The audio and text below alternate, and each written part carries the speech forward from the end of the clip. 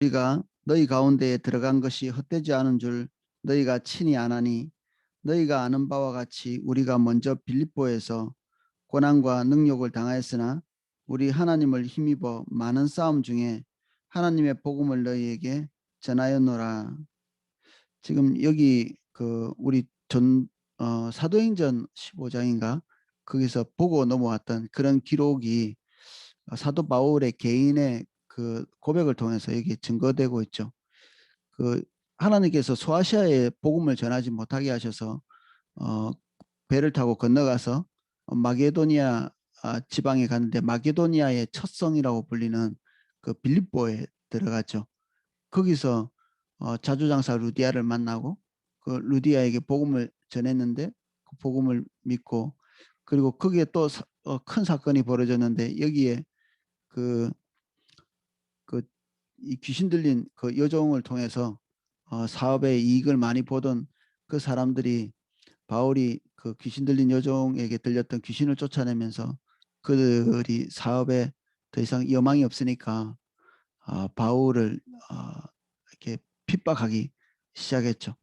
그걸로 인해서 빌립보에 있는 감옥에 갇히게 되고 바울과 실라가 거기에서 뭐 채찍도 맞고 거기서 어쨌든 이제 무죄로 석방이 되는데 거기에 있는 관원들이 이 바울이 로마 시민인 것을 알고 조금 이제 두려워했죠. 그래서 이들이 그 지방에서 좀 나가달라고 이렇게 권면을 합니다. 어, 빌립보에 있지 말라는 거죠.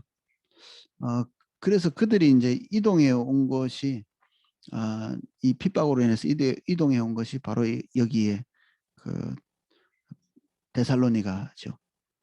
그래서 데살로니가에 온 것이 사실 자의로 온 것은 아니죠. 바울이 만약에 자의라면 빌립보에서 좀 더 복음을 전하고 어, 교회를 좀 더 돌아보고 그렇게 했을 가능성이 있습니다. 이 데살로니가뿐 아니라 이 빌립보에서도 성도들이 바울과 굉장히 긴밀한 관계를 가지고 있었던 걸 우리는 확인했었습니다. 그래서 이 여러 가지 환란 중에 우연찮게 빌립보를 떠나서 마게도니아, 데살로니가로 이제 와서 거기서 복음을 전한 거죠. 여기에 항상 더해진 것은 유대인들의 조직적인 박해와 그리고 방해들이 뒤따랐습니다. 근데 그런 중에서도 복음은 계속해서 전해지고 있는 거죠. 여러 차례 얘기했지만 우리의 상황이 깔끔하게 정리되고 우리의 근심과 염려하는 것들이 싹 없어지고 우리에게 임하고 있는 부정적인 상황들이 싹 없어진 다음에 하나님의 역사가 일어나는 것이 아니고요. 이 모든 지저분한 환경들이 계속 있으면서 하나님의 역사는 하나님의 역사대로 일어나고 그러는 겁니다. 우리에게 해결되지 않은 문제가 산적해 있으면서 하나님의 역사는 하나님의 역사대로 또 일어나는 거죠. 우리가 이 해결되지 않은 문제에 고착되고 집중되고 이렇게 하면 그 문제가 우리를 목을 딱 잡았고 하나님의 역사 쪽으로 가지 못하게 하죠.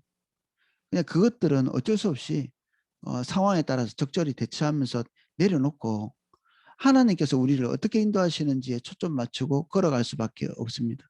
우리가 이 땅에 사는 동안에는 지속적으로 눈물의 시간이고 이 땅에 있는 동안에는 핍박의 시간이고 어려움의 시간이고 우리는 외부적인 그런 것들이 없다 할지라도 오히려 내적으로도 우리는 연약해서 무너지기 쉬운 그런 존재들이죠.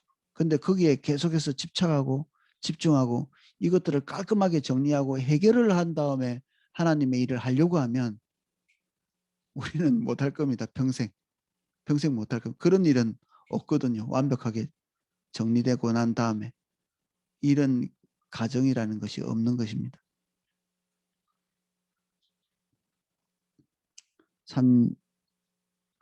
3절 우리의 권면은 간사함이나 부정에서 난 것이 아니요 속임수로 하는 것도 아니라 사도 바울에 대한 부정적인 루머들 이런 것들이 유대인들에 의해서 많이 전파된 것 같습니다.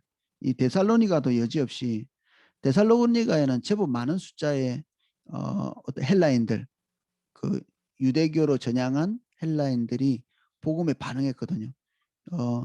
이 빌립보에서는 아주 소수만, 그리고 아덴에서는 거의 회심자를 얻지 못했는데 데살로니가에서는 이 유달리 많은 사람들이 복음에 반응을 해서 큰 무리의 교회가 생겼습니다. 바울이 이 방문했을 때. 그래서 유대인들이 시기에서 이렇게 박해해서 오래 있지 못했죠. 새 안식일이라고 우리 그 사도행전에 기록되어 있는데 아마 3주 정도밖에는 머무르지 못했던 것 같은데 그 3주 동안에 엄청나게 큰 교회가 세워진 거죠. 그런데 이 유대인들이 바울에 대해서 이 비난한 게 간사함. 저 사람은 복음을 전하고 있지만 실제로는 그 뒤에 간사함, 자기 이득을 뒤에 깔고 앞에서는 진실한 척하는, 이게 간사한 거잖아요. 간사함을 가지고 뒤에는 무슨 꿍꿍이 속이 있고 무슨 이득을 취하려고 하고 이런 소문이 있었기 때문에 바울이 더더욱 이 물질적인 부분에 있어서 이 데살로니가 교회, 특별히 자기가 요청해서는 이 어떤 그 충분한 신뢰가 있기 전에는 그의 복음을 위한 후원을 요청하지 않습니다. 자기가 본인이 직접 밤낮으로 일을 했다고 그랬는데 주야간을 한 거죠. 이 작업을. 이렇게 하면서 복음은 복음대로 또 전하고 많이 고달팠겠죠. 우리가 직장 생활 하나만 해도 이게 쉽지 않죠. 직장 생활하고 우리 개인의 영성을 유지하는 것도 쉬운 일이 아닌데 자기의 영성 유지하고 그리고 직장 생활하고 그렇게 일을 하고 그리고 가죽 다루는 일, 이 바울이 가지고 있던 그 일 자체가 그 천막 만드는 일인데 이건 주로 가죽으로 만든 일이었는데 이 가죽을 다루는 일이 상당히 이렇게 고단한 일이라고 합니다. 근데 이런 일을 하면서 복음을 전했기 때문에 힘들었겠죠. 그리고 부정에서 난 것이 아니다. 이거는 그 음란한 것과 관련되어 있는 이게 부도덕, 음란과 관련된 부도덕이 바울에게 있다. 이 어째서 이런 소문이 났는지 모르겠는데 제가 추측해 보건대 바로 앞에 복음을 전했던 곳이 빌립보인데 하필이면 그 빌립보에 처음 신자가 된 사람이 자주장사 루디아죠. 그래서 루디아가 자기 집으로 초청했고 자기 집에서 복음을 전했는데 그 루디아의 가족들이 다 예수님을 믿었던 것 같습니다. 이런 과정에서 루디아가 바울을 극진히 섬겼고 뭐 그런 어떤 과정에서 이런 일이 생기지 않았나 뭐 추측해보고 보면 그런 일도 있을 수 있는데 그런데 이러한 것들에서 이런 유대인들이 바울에 대해서 여러 가지 음모를 하고 있는 이런 것에서 나온 것이 아니라 정말 순전한 마음으로 너희들에게 복음을 전했다. 이런 고백을 하고 있습니다. 4절 오직 하나님께 옳게 여기심을 입어 복음을 위탁받았으니 우리가 이와 같이 말하면 사람을 기쁘게 하려 함이 아니요 오직 우리 마음을 감찰하시는 하나님을 기쁘시게 하려 함이라. 하나님께서 복음을 위탁하기에 적절한 존재로 바울을 인정했다 이렇게 얘기했고요. 사실 이게 바울만이 아니라 바울과 같은 팀이었던 신라도 여기에 포함되어 있다고 볼 수 있습니다. 바울의 팀, 그 전도팀이 하나님 앞에서 옳게 여기심을 받았다. 이것은 옳게 여김을 받다. 여기에 옳게 여김을 받다. 이 얘기는 금이나 은을 단련해서 적절한 그 순도를 만들어내는 그런 거를 표현하는 말이라고 합니다. 그러니까 고난을 좌절로 보지 않고 고난 속에서도 복음을 전하기 위해서 마음을 결정하고 하나님의 인도를 따라서 뜻을 정하고 걸어가고 있는 바울이 복음에 합당한 존재로 고난을 통해서 인정받은 것이죠. 우리는 예수님을 믿은 걸로 말미암아 하나님이 우리를 의롭다 하시지만 어떤 직임을 맡기실 때 하나님께서 우리를 반드시 테스트하십니다. 합당한지 그렇지 않은지. 그래서 이 테스트를 제대로 잘 이해 못하면 계속 자기의 어떤 연약함만 붙들고 있을 수밖에 없습니다. 사명 감당하는 데까지 나가지 못하죠. 이거는 엄청난 손해입니다.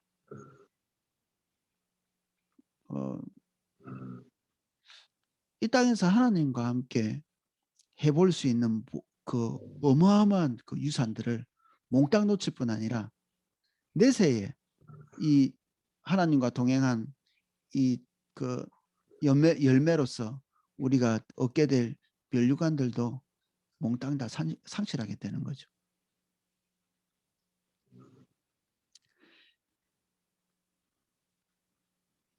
하나님께서 자신을 감찰하신다. 사람 앞에서 어떻게 행동할까 이런 부분들보다 하나님 앞에서 정직하게 그리고 온전하게 순전하게 거룩하게 행하려고 애를 썼다. 이렇게 고백합니다. 5절 이것은 또 마게도니아 사람들도 이해하고 또 믿고 있는 바였던 것 같습니다. 너희들도 알거니와 우리가 아무 때에도 아첨하는 말이나 탐심에 탈을 쓰지 아니한 것은 하나님이 증언하시느니라. 또한 우리는 너희에게든지 다른 이에게든지 사람에게서는 영광을 구하지 아니하였노라. 우리는 그리스도의 사도로서 마땅히 권위를 주장할 수 있으나 도리어 너희 가운데에서 유순한 자가 되어 유모가 자기 자녀를 기름같이 하였으니 우리가 이같이 너희를 사모하여 하나님의 복음뿐 아니라 우리의 목숨까지도 너희에게 주기를 기뻐함은 우리가 우리의 사랑하는 자 너희가 우리의 사랑하는 자 됨이라. 형제들아 우리가 우리의 수고와 애쓴 것을 너희가 기억하리니 너희 아무에게도 폐를 끼치지 아니하려고 밤낮으로 일하면서 너희에게 하나님의 복음을 전하였노라. 바울은 자신이 사도이기 때문에 사도로서의 그 권위를 행사할 수 있고 그리고 복음을 전하기 때문에 그 복음을 전한 사람들에게서 자기 생활의 이득을 얻을 수 있다.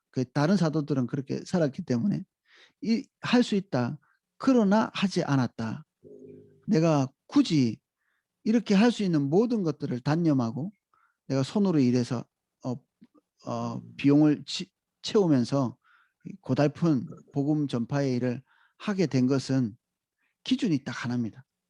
할 수 있지만 하지 않은 기준. 이게 복음을 전하는 데에 걸림돌이 될 것 같으면 과감히 그가 가지고 올 수 있었던 그 이득들을 단념한 거죠. 해도 되고 안 해도 되고 이런 문제가 아니라 이 당연히 누릴 수 있는 이 권리가 복음의 걸림돌이 될 것 같으면 이 기준 내에서 자기가 하지 않은 것입니다. 우리는 우리가 할 수 있으면 다 손에 쥐는 경향이 있거든요. 그리고 내가 잘못한 것이 뭐였냐 이렇게 얘기할 수 있습니다. 근데 잘못한 것이 없을 겁니다. 분명히. 잘못한 것이 없는데 더 뒤로 물러나서 우리가 하나님 앞에서 받은 소명 그리고 교회를 섬기는 것 이러한 일에 걸림돌이 될 만한가? 이것은 다른 성경에는 덕이라고 표현하는 덕. 교회가 유익한가? 고기를 먹을 수 있음에도 불구하고 바울은 고기를 먹지 않겠노라 이렇게 얘기했거든요. 고기 먹는 것이 더 성숙한 자의 결단이라고 볼 수 있는데 고기를 먹지 않겠다고 결단한 것은 자기가 할 수 있는 모든 일들이 항상 이 교회의 유익, 나의 유익에 따라가 아니라 교회와 복음과 하나님께 득이 되는가 실이 되는가의 이 기준에 따라서 판단해서 취사 선택을 했다는 것입니다. 할 수 없어서 안 한 게 아니라 할 수 있지만 그래서 이런 고백과 딱 일치하죠. 먹든지 마시든지 범사에 주를 위하여 주의 영광을 위하여 하라. 주의 영광은 당연히 교회의 유익과 연관되어 있죠. 그래서 바울의 선택은 항상 이런 식입니다. 그래서 내가 잘못한 게 뭔데 이렇게 아이들이 잘 말하는 거죠. 내가 잘못한 게 뭔데? 자기 정당성.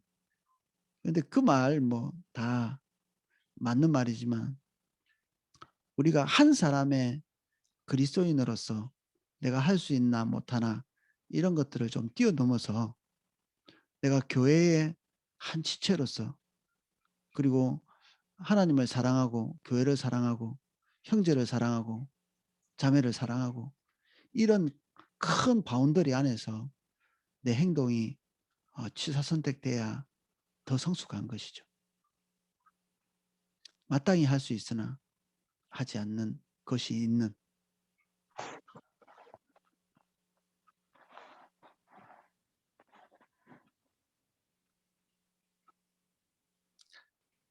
그래서 여기 여러 가지로 10절에 우리가 너희 믿는 자들을 향하여 어떻게 거룩하고, 이게 하나님 앞에서 정말 잘하려고 애쓴 부분을 거룩하다 표현했고요.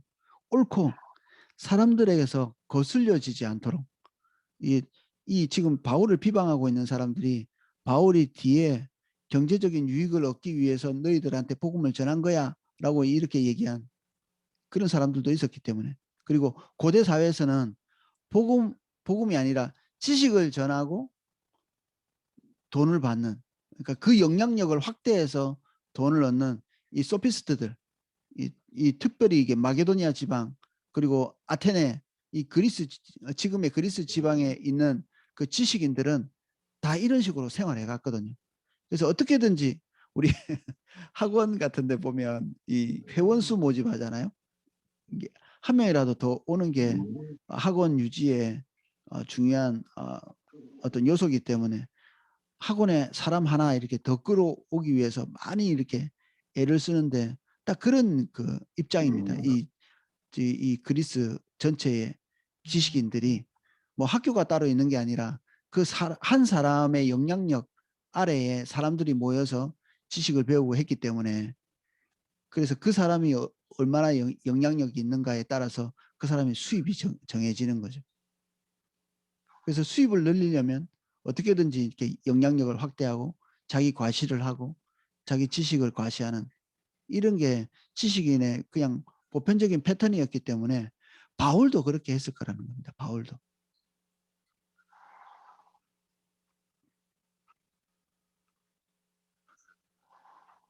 그런데 사람 앞에서 옳고 흠 없이 하나님 앞에서나 사람 앞에서나 조금도 흠집 나지 않게 복음을 위해서 그렇게 하려고 애를 썼다. 그런데 이렇게 행한 것에 대해서 이 진심 어린 바울의 태도에 대해서 바울만 주장하고 있는 게 아니라 복음을 받은 데살로니가 교회인들도 충분히 인식하고 있었다. 뭐 진실은 다 통하잖아요. 어, 거짓말도 어느 정도 감지할 수 있죠. 진실한 사람은 정말 무섭습니다. 진실한 사람은 거짓말하는 사람의 거짓을 거의 간파할 수 있습니다. 이게 놀랍죠. 빛 가운데 어둠이 들어오지 못하는 것처럼 우리 안에 거짓이 없으면 거짓을 행하는 사람 거의 되게 잘 보입니다. 말은 하지 않지만.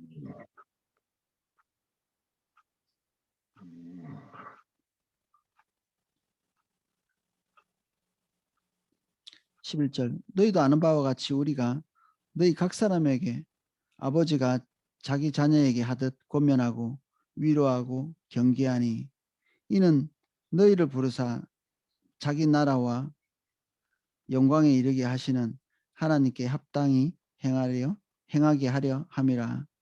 아버지가 자녀에게 하듯 권면하고, 좀 강한 이미지죠. 어떤 기준을 세우고 그 기준에 이르도록 채찍질하는, 그리고 위로하고 경계, 이거는 좀 어머니적인 훈계죠. 어려운 일이 있을 때 돌보고.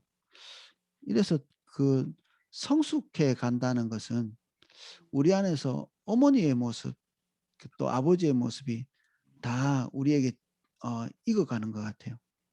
그 매정하지 않고, 그리고 이 따뜻함을 잃지 않으면서도 또 경계를 또 잃지 않는, 권면을 잃지 않는, 그래서 기준도 세우고 어 또 그들이 지나치게 상처 입지 않도록 또 권면, 이 위로도 하고.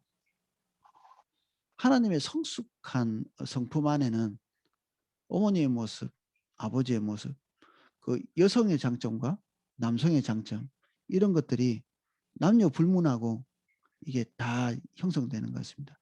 남자도 따뜻하고 또 위로하고 또 격려할 수 있는, 그리고 섬세하게 사람을 돌볼 수 있는, 이런 것이 고양되고요.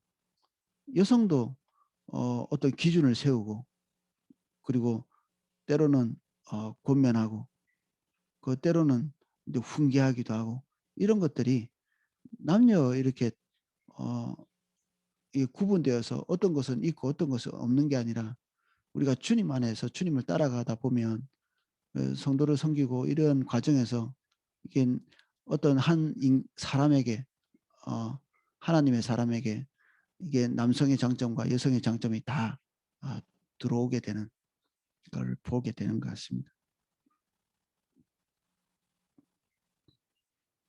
13절.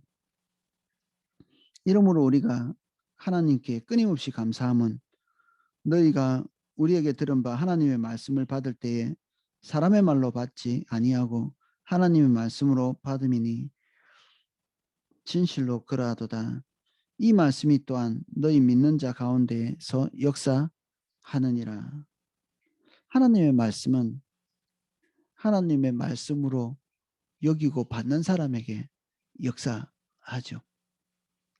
이게 하나님의 역사임과 동시에 인간의 결정, 이게 기묘하게 결합되어 가지고 하나님의 역사만으로도 볼 수 있고 인간의 결정으로만으로도 볼 수 있는, 이런 양면적인, 이게 50% 50%가 아니고요. 100% 100%. 어떻게 이런 것이 되나? 이게 복음 안에서 이런 세계가 있습니다.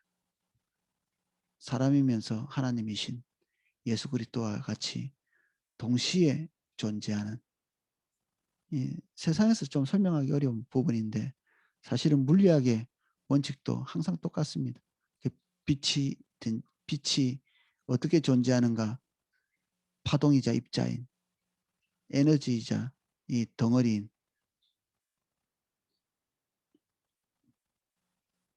형제들아, 너희가 그리스도 예수 안에서 유대에 있는 하나님의 교회들을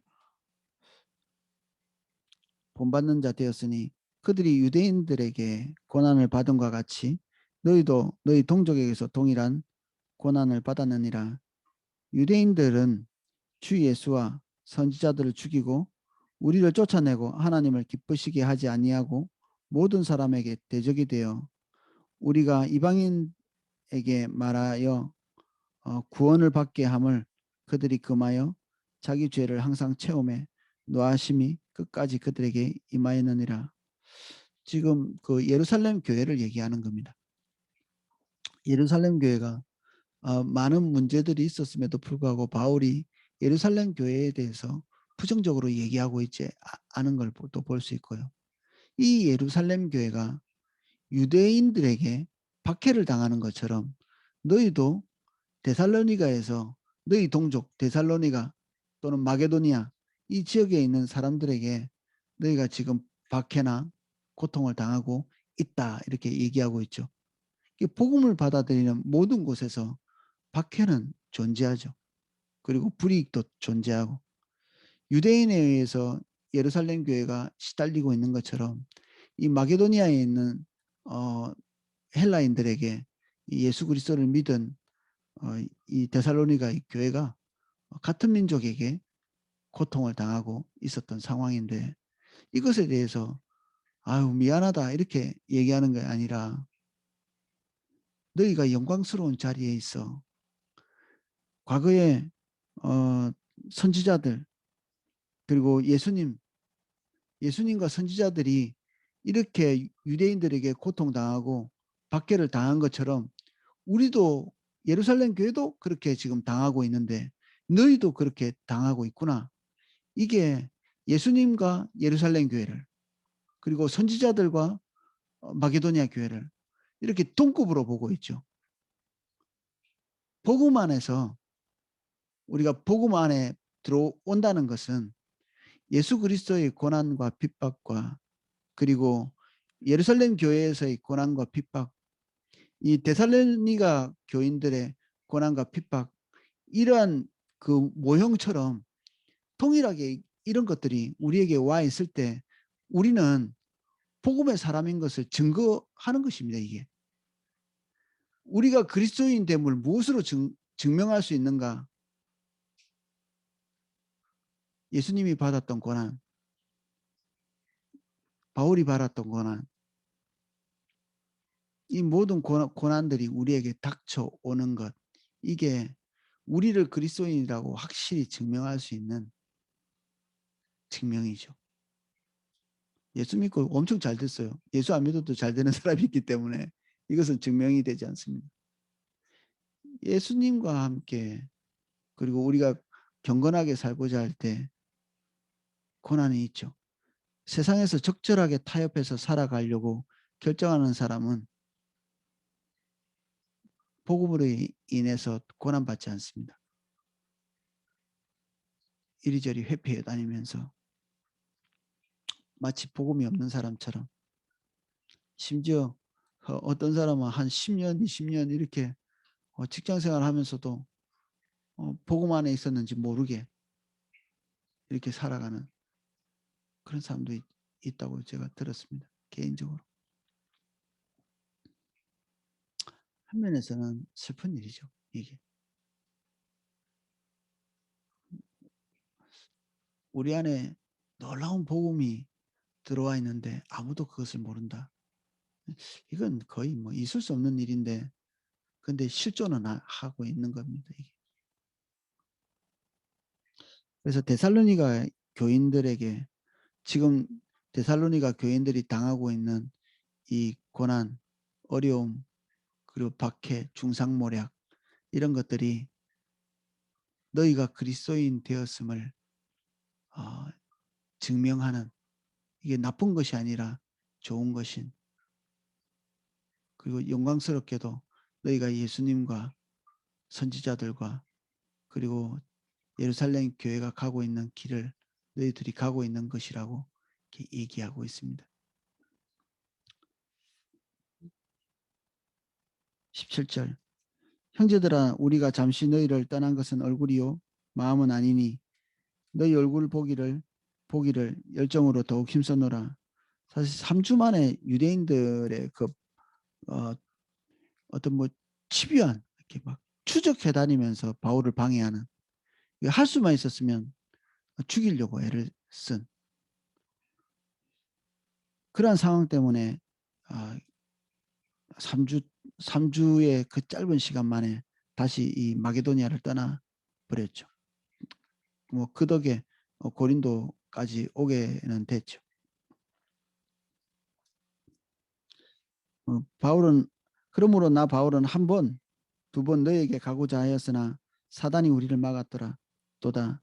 그래서 다시 마게도냐로 갈 수 있으면 좋겠다. 이 어린 신자들을 이제 3주밖에 안 된 이 어린 신자들을 놓고 온 것에 대해서 계속해서 마음에 걸려서 가고자 했는데 여러 가지 환경, 또 어떤 면에서는 그 바울의 건강 상태가 좋지 않았다고도 이게 유추해 볼 수 있거든요. 바울은 자기의 육체의 연약함을 사단의 가시다 이렇게 표현한 적도 있기 때문에 아마 이 사단이 막았다 이런 표현을 잘 안 쓰는데 사단이 우리를 막았다는 이 표현 속에는 아마 과거에 썼던 그런 다른 편지에서 이렇게 표현한 것처럼 육신의 연약함이 지금 나타나 있다. 그렇게도 볼 수 있겠습니다. 뭐 이건 추측이지만 신빙성은 있다고 볼 수 있습니다. 19절 우리의 소망이나 기쁨이나 자랑의 면류관이 무엇이냐. 그가 강림하실 때 우리 주 예수 앞에서 너희가 아니냐. 너희는 우리의 영광이요 기쁨이니라. 복음 전하는 자 그리고 하나님의 말씀을 가르치는 자, 이들이 결국 뭐 그 사람들이 남는 것은 예수 그리스도 안에서 그들의 가르침과 그들의 전도를 통해서 성숙하고 남아있게 되는 그 사람들이죠. 그래서 우리가 죽음 앞에서 우리가 하나님을 직면할 때 우리 손에 꼽을 수 있는 뭐 열매랄까 이런 것들은 결국 하나님께서 기뻐하시는 그 사람이라고 볼 수 있습니다. 그 사람, 그 열매.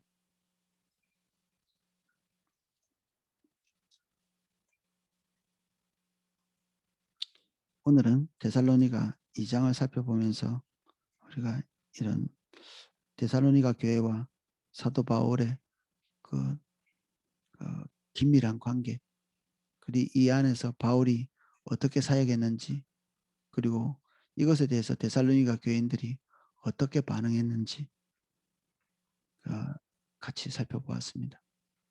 기도하겠습니다.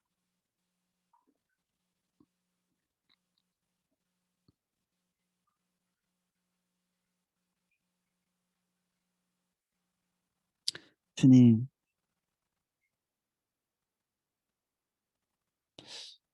데살로니가 전서가 우리에게 남겨 있는 것으로 인해 감사드립니다. 우리가 바울의 심정이 어떠했는지, 어떠한 상황이었는지 우리가 이해하면서 바울의 마음을 배우기를 원합니다. 그가 복음을 가지고 교회의 유익과 하나님과 이 연약한 성도들의 유익을 위해서 자신을 절제하고 마땅히 취할 수 있는 모든 이득도 삼가하면서 더 큰 하나님의 영광을 위해서 작은 정당성을 포기한 정당하게 주장할 수 있는 것임에도 불구하고 더 큰 하나님의 나라를 위해서 단념한 더 큰 가치를 위해 작은 이득을 포기한 이 바울을 배울 수 있도록 은혜를 주옵소서. 그리고 그 진실한 태도와 자세 아래서 맺게 된 그 열매와 같이 데살로니가 교회 교인들을 얻은 것 같이 우리에게도 풍성히 열매 맺어 주님께 이방인들 그리고 믿지 않는 자들을 하나님께 예물로 드리는 표현을 썼던 바울의 표현같이 우리도 우리가 섬기는 자들, 우리가 주님께 인도하는 자들을 주님께 예물로 드릴 수 있도록 은혜를 주옵소서. 바울같이 먹든지 마시든지 주를 위하여 할 수 있도록 도와주시고 이 믿는 자와 복음을 전하는 자와 복음을 듣는 자 사이에 있었던 이 진실되고도 그리고 간절한 긴밀한 이 관계가 우리 가운데에서도 역사하여 주시기를 원합니다. 우리가 섬기는 자와 섬김받는 자 사이에 큰 신뢰를 주시고 복음 안에서 하나의 몸처럼 존재할 수 있게 되기를 간구합니다. 포도나무교회를 예수님 이름 축복합니다. 세물교 선교를 예수님 이름 축복합니다. 우리 안에 사단의 모든 정보로 말미암아 하나님 틈이 나 있는 모든 부분들 주의 은혜로 덮어주시고 예수 그리스도의 보혈로 씻사오니 온전하고 진실한 것들만 남아서 이 바울과 데살로니가의 교회의 관계처럼 우리의 관계들이 신실해질 수 있도록 축복해 주십시오. 더 큰 신뢰의 벽이 세워질 수 있도록 주님께 은혜를 구합니다.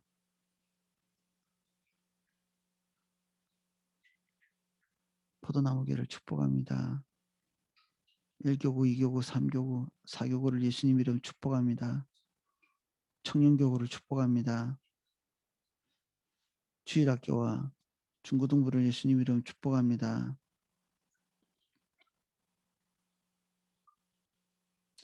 전 교회 안에 이런 큰 덕의 일이 있을 수 있게 은혜를 기름 부어 주시옵소서.